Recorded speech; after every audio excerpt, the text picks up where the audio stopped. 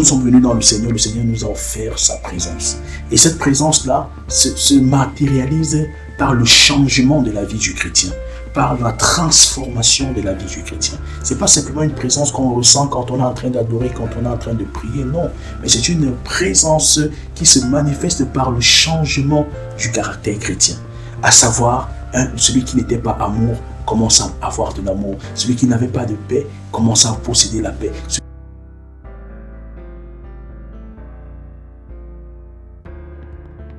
Le Seigneur, je te salue dans le précieux nom de notre Seigneur Jésus-Christ. Alors, 5 choses qui montrent que Dieu ne veut pas que tu sois avec une personne.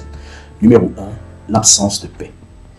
Philippiens 4, verset 7 déclare « Et la paix de Dieu qui surpasse toute intelligence gardera vos cœurs et vos pensées en Jésus-Christ. » Si tu reçois constamment de l'anxiété, de l'agitation ou des malaises dans cette relation, ce n'est peut-être pas la voie de Dieu prévue pour toi. Numéro 2, les doutes persistants. Jacques 1, chapitre 6 déclare « Celui qui doute est comme une vague agitée, comme du vent. Si les doutes reviennent encore et encore, malgré les efforts pour les ignorer, c'est peut-être un signal pour reconsidérer cette relation. » Numéro 3, les valeurs opposées. Amos, chapitre 3, au verset 3, demande « Deux personnes peuvent-elles marcher ensemble sans être d'accord?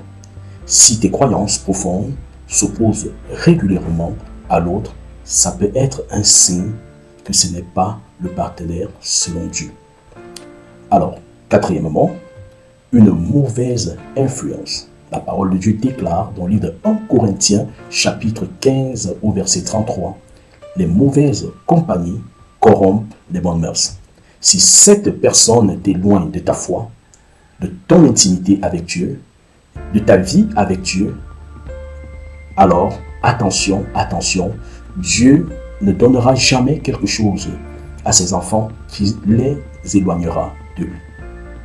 Alors, cinquièmement, pour finir, fermeture des portes autant pour moi. Apocalypse chapitre 3, verset 7 déclare « Celui qui a la clé de David, celui qui ouvre et personne ne fermera, celui qui ferme et personne n'ouvrira. Lorsque tu verras dans ta vie des obstacles à répétition dans une relation, alors il faudra faire très attention.